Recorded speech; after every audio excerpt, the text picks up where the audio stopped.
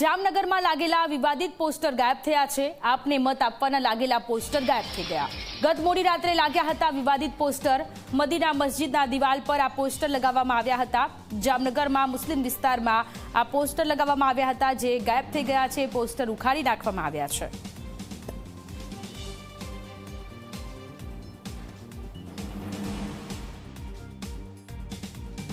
જામનગર શહેરમાં લાગેલા ફતવાઓ ને લઈને ક્યાંક ને ક્યાંક વિવાદ જાગ્યો છે, ત્યારે જી24 કલાકની ટીમ જામનગર શહેરના ખોડેર કોલોની વિસ્તારમાં મદીના મસ્જિદ પાસે પહોંચી છે। આપ જોઈ શકો છો, આ દિવાલ ઉપર જ એક ફતવાએ પેગામ કરીને એક વિવાદાસ્પદ પોસ્ટર લગાવવામાં આવ્યું હતું અને ક્યાંક ને ક્યાંક આ પોસ્ટરમાં આમ આદમી પાર્ટીને સમર્થન જાહેર કરતા પોસ્ટરોને લઈને ક્યાંક ને ક્યાંક જામનગર શહેરમાં વિવાદ જાગ્યો છે। મહત્વનું છે કે આ પ્રકારના પોસ્ટરો જામનગર શહેરના અનેક વિસ્તારોમાં લગાવવામાં આવે છે। જે રીતે ખોડેર કોલોની મદીના મસ્જિદ પાસે આ પોસ્ટર લગાવવામાં આવ્યું હતું, આ ઉપરાંત સંકટ ટેકરી વિસ્તારમાં પણ આ પ્રકારના પોસ્ટરો જોવા મળ્યા છે અને બેડીમાં જે છે રેલવે સ્ટેશન આસપાસના વિસ્તારોમાં પણ આ પ્રકારના પોસ્ટર જોવા મળે છે, જેના વિડીયો પણ હાલ વાયરલ થઈ રહ્યા છે। ત્યારે મહત્વનું છે કે આમ આદમી પાર્ટીને સમર્થન કરતા આ પોસ્ટરો કોના દ્વારા લગાવવામાં આવ્યા અને કોના દ્વારા આ પ્રકારનું કૃત્ય ચૂંટણી સમયે કરવામાં આવી રહ્યું છે, તે પણ એક મહત્વનો તપાસનો વિષય છે। ત્યારે હાલ અહીંથી આ પોસ્ટરો દૂર કરી દેવામાં આવ્યા છે, પરંતુ ફતવાએ પેગામને લઈને જે લગાવવામાં આવેલા આ પોસ્ટરો જામનગર શહેરમાં હાલ ચૂંટણીના માહોલમાં ક્યાંક ને ક્યાંક વિવાદ પણ સર્જી રહ્યા છે।